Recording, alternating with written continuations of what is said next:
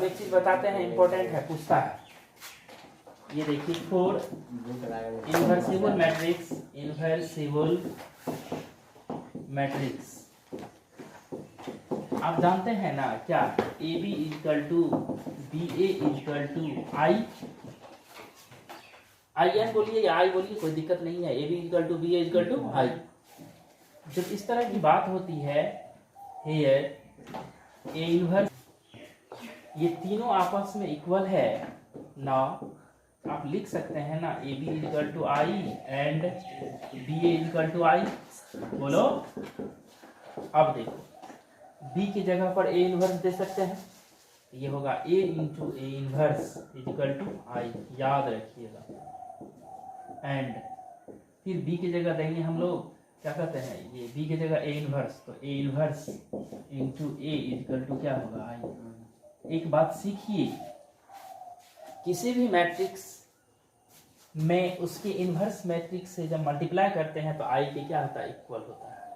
अर्थात A into A inverse equal to I, B into B inverse equal to I, C into C inverse equal to X into X inverse equal to I. एक चीज और बताए थे, किसी भी matrix में अगर हम लोग आई से मल्टीप्लाई करते हैं यूनिट मैट्रिक्स से, तो क्या होता है, वही मैट्रिक्स होता है। A into I equal to A, B into I equal to B, C into I equal to C. इसको याद रखिएगा, ए इंटू ए इनवर्स आई होगा या A inverse into A equal to क्या होगा, आई। तो दिक्कत, ए क्या है, एक स्क्वायर मैट्रिक्स है, और ए इनवर्स क्या है, उसका इनवर्सेबल मैट्रिक्स है। ठीक, लिखिए।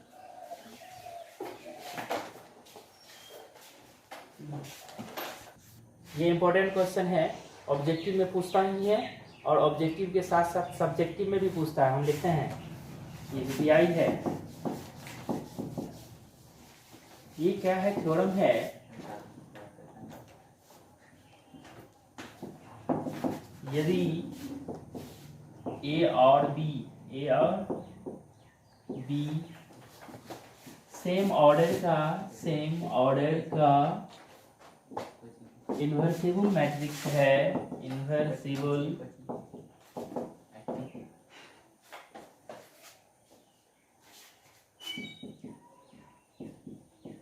मैट्रिक्स है, तो सिद्ध कीजिए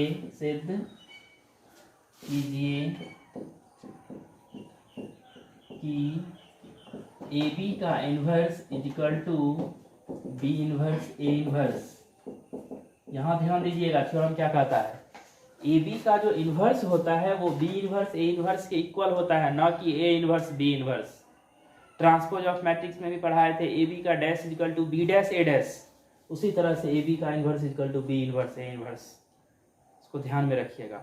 बी इंटू सी का इनवर्स तो C inverse into B inverse, मतलब बाद वाला का इनवर्स इंटू फर्स्ट वाला का इनवर्स। ऑब्जेक्टिव में बार बार पूछता है प्रूफ। चूंकि ए और बी सेम ऑर्डर का क्या है, यूनिट मैट्रिक्स है, और सॉरी इनवर्सेबल मैट्रिक्स है। चूंकि ए और बी सेम ऑर्डर का इनवर्सेबल मैट्रिक्स है, इनवर्सेबल मैट्रिक्स है, इसलिए A into A inverse equal to क्या होगा, I, and B into B inverse equal to क्या होगा, आई। अभी आप देख चुके हैं। नाउ आप ये भी जानिए, A B into A B का इनवर्स इक्वल टू आई। यहां समझिए, ए इंटू ए इनवर्स आई होता है, ए के स्थान पर ये टोटल है, ए इंटू ए इनवर्स आई के इक्वल। अब क्या करते हैं, इसमें दोनों तरफ ए इनवर्स से हम लोग क्या करते हैं, मल्टीप्लाई करते हैं। Multiplying both sides by A inverse, multiplying both sides by A inverse. A inverse से जब मल्टीप्लाई करेंगे तो ये होगा ए इनवर्स ए बी का inverse equal to A inverse into I. दोनों तरफ किए हैं। अब देखिए इधर थोड़ा सा इसको साहचर्य नियम से, एसोसिएटिव लॉ से दोनों को एक साथ करेंगे। ये होगा A inverse into A, be open रहेगा, ए बी का इनवर्स इज इक्वल टू, पढ़ाए हैं आपको किसी भी मैट्रिक्स में जब आई से मल्टीप्लाई करते हैं तो वही मैट्रिक्स प्राप्त होता है। It means that A inverse into I is equal to A inverse. इसका वैल्यू क्या लिखेंगे? A inverse. बगल में अगर समझना हो यहाँ लिख लीजिए, क्योंकि A inverse into I is equal to क्या होता है? ए इनवर्स होता है। अब देखिए ए इनवर्स ए इंटू ए क्या है? आई है। इसका वैल्यू क्या है? आई। तो I into B, A B का inverse is equal to A inverse, फिर आई इंटू बी, बी होगा किसी भी मैट्रिक्स में आई से मल्टीप्लाई करते हैं तो वो मैट्रिक्स होता है, ये क्या होगा? बी होगा। ए बी का इनवर्स, ए इनवर्स। अब फिर इसमें क्या करेंगे? Again multiplying both sides by B inverse. इसमें दोनों तरफ किससे मल्टीप्लाई करना है? बी इनवर्स से। Again multiplying both sides by B inverse से कर देना है। पहले किए थे ए इनवर्स से, अब किससे करना है? बी इनवर्स से। तो बी इनवर्स से जब मल्टीप्लाई कीजिएगा यहाँ, तो बी इनवर्स इंटू बी होगा, और ये होगा ए बी का इनवर्स, और ये होगा B inverse A inverse, B inverse, और बी इनवर्स इंटू बी क्या होगा? आई होगा। B inverse B into I, और आई को फिर इससे मल्टीप्लाई कीजिएगा तो इतना ही ना प्राप्त होगा। तो इट मीन्स दैट ये हो जाएगा, लिख देते हैं एक step, I into A B का inverse is equal to B inverse A inverse. हो गया प्रूफ। आई से मल्टीप्लाई करेंगे तो इतना ही रहेगा, तो ए बी का इनवर्स हो जाएगा B inverse A inverse, B inverse. ये थ्योरम लिखिए।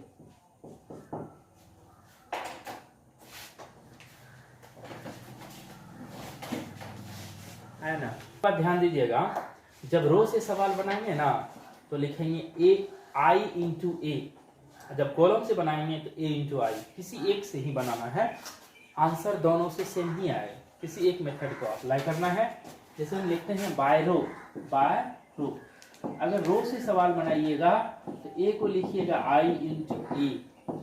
अगर आप कॉलम से बनाइएगा बाय कॉलम तो ए को लिखिएगा ए इंटू आई। ये आप पे डिपेंड करता है, आप रो से बनाते हैं सवाल कि कॉलम से बनाते हैं।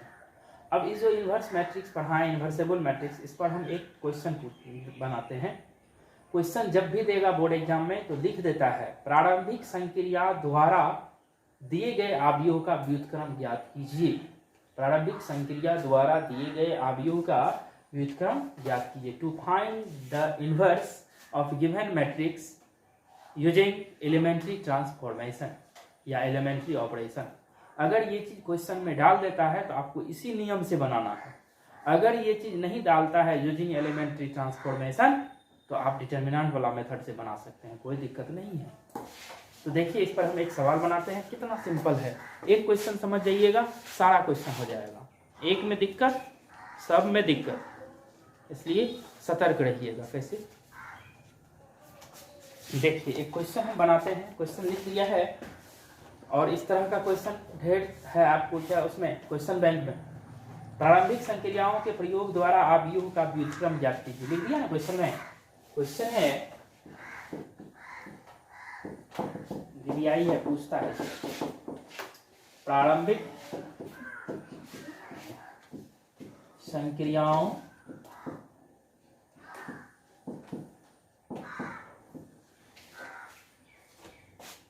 की प्रयोग द्वारा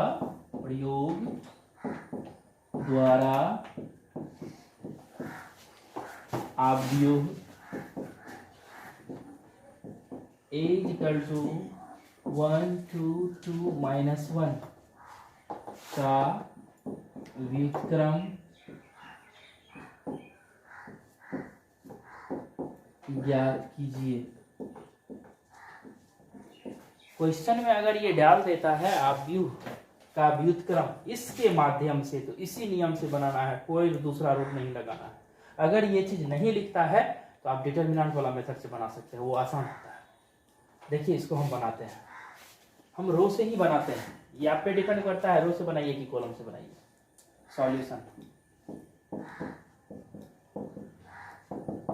चूंकि ए क्या है 1 2 2 -1, एज यू नो, जैसा कि आप जानते हैं अगर रो से बनाइएगा तो ए को लिखिए आई इंटू ए।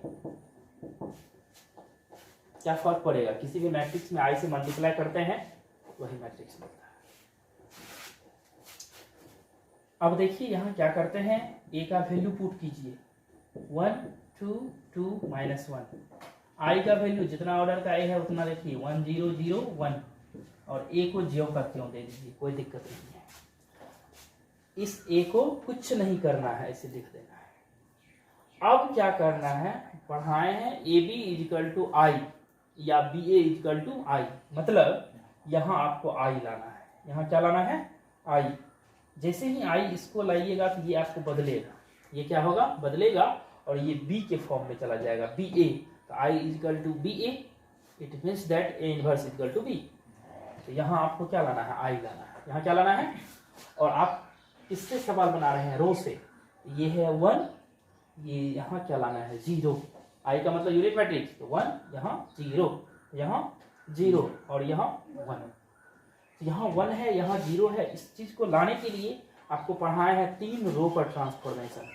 अगर कॉलम से बनाइएगा तो कॉलम पर, तो रो से बना रहे हैं, ठीक। यहाँ 0 लाना है ना, 0 लाना है, इसमें आप 2 से मल्टीप्लाई करके इसमें घटा दें 0 आ जाएगा।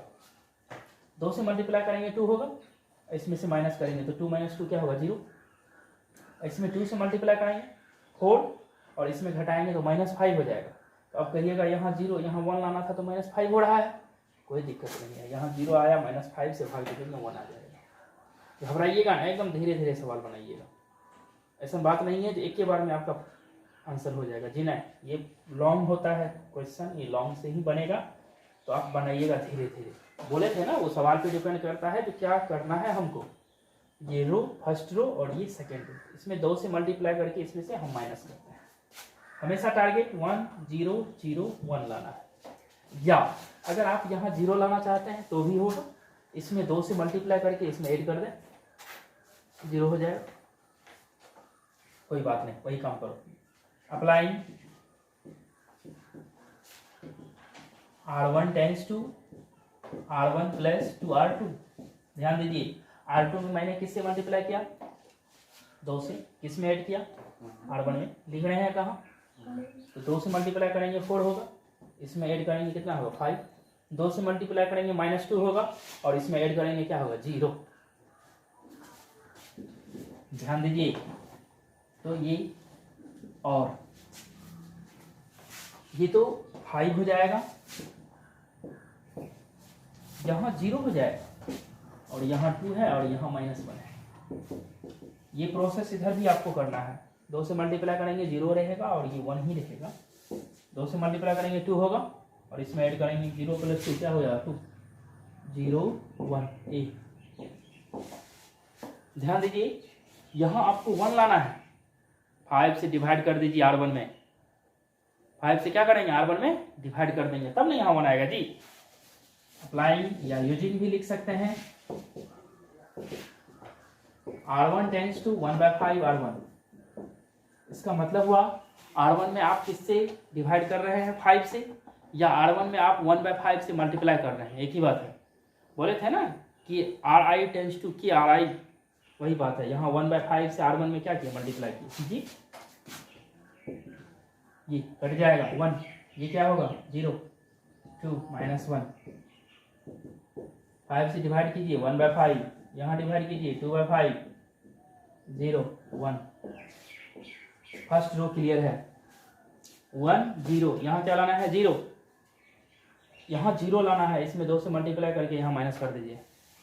ये काम आपको खुद करना है, जो समझेगा वही इस सवाल को बनाएगा, जो नहीं समझेगा उसके बस की बात ये सवाल नहीं है बनाना, क्योंकि ये आपको खुद दिमाग लगाना पड़ता है यहाँ पर।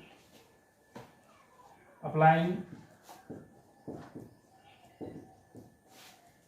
ये R2 ये R1, इसमें 0 लाना है, इसमें 2 से मल्टीप्लाई करेंगे किस में, R1 में, और किस में से घटाएंगे, R2 में से।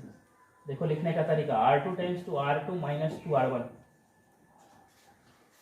R1 में किससे मल्टीप्लाई किए, 2 से, किस में से माइनस कर रहे हैं, R2 में से, और लिख रहे हैं कहाँ पर, R2 में। ध्यान दीजिएगा, ये 1 0, ये तो 0 हो जाएगा, ये क्यों का क्यों, क्योंकि 2 गुना 0 0, ये -1 ही रहेगा। इधर सावधान हो जाइए थोड़ा सा। 1/5, 2/5, इसमें 2 से मल्टीप्लाई करना है, 2/5 होगा, और इसमें से माइनस करना है, -2/5। क्या हो जाएगा, -2/5। 2 से मल्टीप्लाई करना है 4/5, और इसमें से माइनस करना है 1 माइनस 4/5, 1/5। हद तक हो गया है सवाल। 1 0 0, यहाँ क्या लाना है, 1 लाना है, यहाँ क्या लाना है। जैसे ही यहाँ 1 आएगा यूनिट मैट्रिक्स पुट जाएगा आपका, तो यहाँ -1 है तो 1 लाना है। इसमें क्या कीजिए आप, रो में, दूसरी रो में -1 से मल्टीप्लाई कर देंगे, दूसरी रो में -1 से क्या करेंगे, मल्टीप्लाई कर देंगे। एक बात ध्यान दीजिएगा, अगर रो से सवाल बनाइएगा प्रत्येक जगह रो पर ही आपको संक्रिया करना है। देखिए रो पर किए हैं, रो पर किए हैं, रो पर किए हैं। अगर कॉलम से बनाइएगा प्रत्येक जगह कॉलम पर ही संक्रिया करना पड़ेगा आपको, रो कॉलम एक साथ नहीं कर सकते हैं। बात समझ में आई। तो आप लोग यहाँ लिखिए, थोड़ा सा एक लाइन होगा और ये सवाल होगा।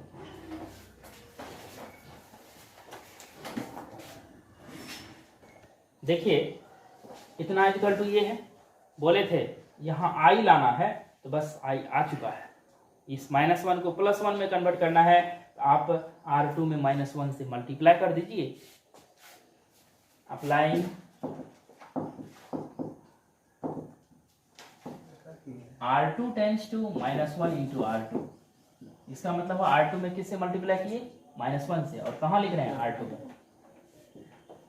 ये होगा 1 0 0 1, कीजिए मल्टीप्लाई, 0 1, उधर भी मल्टीप्लाई करना है 1/5 2/5, लेकिन R2 में तो 2/5, और यहाँ -1। आप गौर से देखिए ये किसके इक्वल है, I के इक्वल है। I इजिकल टू ये क्या हो गया, B के फॉर्म में आ गया, ये क्या है B, तो BA, I equal to BA, तो दोनों एक दूसरे का व्युत्क्रम, A इनवर्स भी B के इक्वल और B इनवर्स भी A के इक्वल। हियर आप इसको लिख दीजिए, I इजिकल टू BA, या which is the form of BA, I equal to BA, ये भी दे सकते हैं, वही लिख देते हैं। This is the form of I equal to BA, I equal to, therefore A inverse equal to क्या होता है, B। जब इतना इक्वल टू ये होता है तो A इनवर्स किसके इक्वल होता है, B के इक्वल, और B का वैल्यू देखिए क्या है, ये B के जगह पर ये रहा,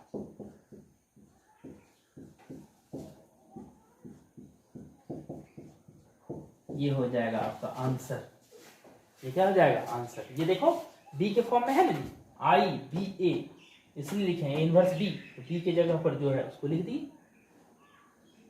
ठीक, तो आज मैट्रिक्स का जितना था, इसका टैब्स वगैरह ये सब समाप्त हो गया, और लास्ट था आपको इन्वर्सेबल मैट्रिक्स, ये भी मैंने पढ़ा दिया। और इस पर एक क्वेश्चन पूछता है, और पूछेगा तो 2 नंबर में, यानी तो अगर 3 ऑर्डर का पूछेगा 5 नंबर में, 2 ऑर्डर का पूछेगा तो 2 नंबर में। तो ये आप सवाल बनाते रहिएगा, जो भी दिक्कत होगा सवाल में तो आप उस कमेंट में लिख दीजिएगा चैप्टर का नाम, कितना नंबर का क्वेश्चन हमको प्रॉब्लम है। ठीक, और अब कल से जो क्लास होगी उसमें हम आपको पढ़ाएंगे इन्वर्स सर्कुलर फंक्शन, त्रिकोणमितीय जो होता है, प्रतिलोम त्रिकोणमितीय फलन, वो रिलेशन फंक्शन बाइनरी ऑपरेशन के अंतर्गत आता है, वो पढ़ाए हैं। लेकिन कल से जो चैप्टर शुरू करेंगे उसमें क्या होगा, इन्वर्स त्रिकोणमितीय फंक्शन, उसमें त्रिकोणमिति का जो फॉर्मूला पढ़ाए हैं आपको 11th में, वो जरूर देख लीजिएगा, क्योंकि उसकी आवश्यकता इसमें पड़ेगा। ठीक, तो अगर आप 12th की संपूर्ण पढ़ाई करना चाहते हैं तो आप हमारे चैनल को सब्सक्राइब करें और नियमित देखें वीडियो। इससे होगा क्या, आपको दिक्कत नहीं होगी। अगर छोड़ के आप वीडियो देखिएगा तो परेशानी, क्योंकि मैथमेटिक्स का मतलब होता है जितना भी टॉपिक होता है वो डिपेंडेबल होता है, एक के बाद एक, एक के बाद एक, इसी को बोलते हैं उत्तरोत्तर क्रमशः। और कोई भी चीज़ उत्तरोत्तर या क्रमशः कीजिएगा तो वो सही होता है। ऐसा बात नहीं है जो एक वीडियो आज देखे, आज हम देख लिए शुरू वाला मैट्रिक्स का और देख लिए हम अंतिम वाला, क्या समझिएगा, कुछ नहीं समझिएगा। उसके लिए आपको रेगुलर क्लास का जो वीडियो देते हैं वो देखना पड़ेगा, उसके लिए चैनल को सब्सक्राइब करना पड़ेगा। ठीक है, धन्यवाद, इतना ही रहेगा आज।